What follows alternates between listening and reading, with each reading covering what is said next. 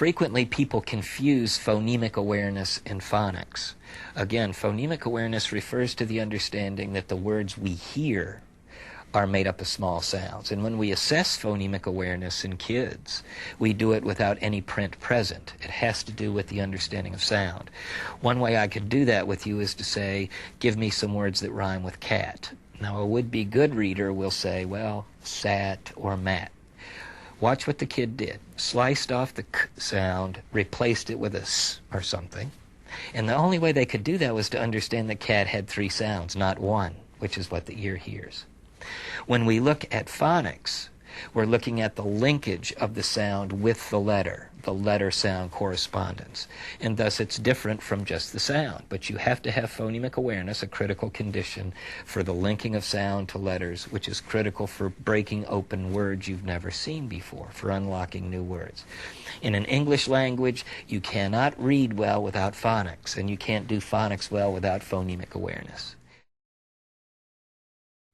A youngster can master an understanding that the words they hear are composed of sounds. That is, they can develop strong phonemic awareness. They can develop an ability to link those sounds to the letters and letter patterns, phonics. But if kids don't apply phonemic awareness and phonics skills quickly and rapidly to the text, they'll bog down. When you hear them read, they're slow and labored, non-automatic. They mispronounce, they guess, they repeat. And what that does, obviously, is make the kids spend far too much time bringing the print off the page, which negates any ability they have to relate what they just read to what they know, because it takes too long coming in. They don't have the memory or the attention, nor would we, to take that long bringing the print off the page such that we understand what the heck we just read. And most kids with difficulties that sound like this, slow, labored, and non-automatic, we can take the book away from them, read them what we wanted them to read, ask them questions, and they'll talk to you all day long.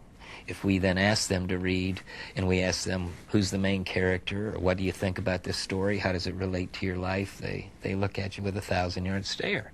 Because, again, the stuff is taking too long to be meaningful, and they don't relate what they've read to what they know. So when you look at reading and its complexity, you're looking at this integration of a number of fairly complex cognitive and linguistic skills. They got to know sounds. They got to link sounds to letters. They got to rapidly apply all of this to a whole page of print.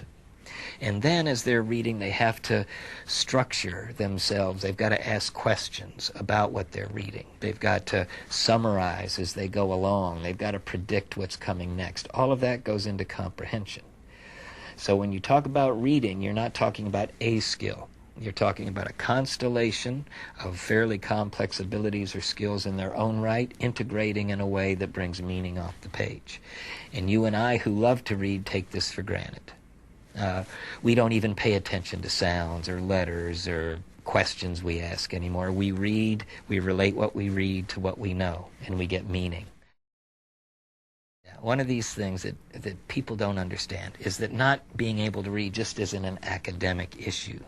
It's an emotional issue. It's a motivational issue. It's very dear to the kid. Consider, kids who come into the first grade, in particular second grade and third grade, their job is to read, and they read out loud a great deal. They read in groups. Well, if you don't do that well, and that's the job of schooling, the major job, and people think you're stupid if you sound like you don't know how to do it, it doesn't take very long to begin to withdraw from that practice. In fact, by the end of the first grade, we can watch kids having difficulty in front of their peers begin to withdraw from the reading process. Kids aren't as resilient as we thought. They begin to hate it. By the third grade, if they haven't learned to read, even if we bring the best instruction to them, we have to get over a motivational hump, a motivational condition brought on by years of failure that probably didn't have to be there. We follow kids from 5 years of age, and many of our kids are now early 20s. And kids along the way, when we talk to them, say how much they hate this job of reading. One kid told us 2 weeks ago, I'd rather have a root canal than read. That's pretty serious stuff. This is a 16-year-old. So the thing we know is that we've got to be able to get to kids early on. We've got to know who's at risk. We've got to bring to bear the most powerful instructional programs and practices. And we've got to have that well in place by third grade. Major funding for Reading Rockets comes from the United States Department of Education, Office of Special Education Programs. For author interviews, recommended reading lists, and information about teaching kids to read, please visit us online at www.readingrockets.org.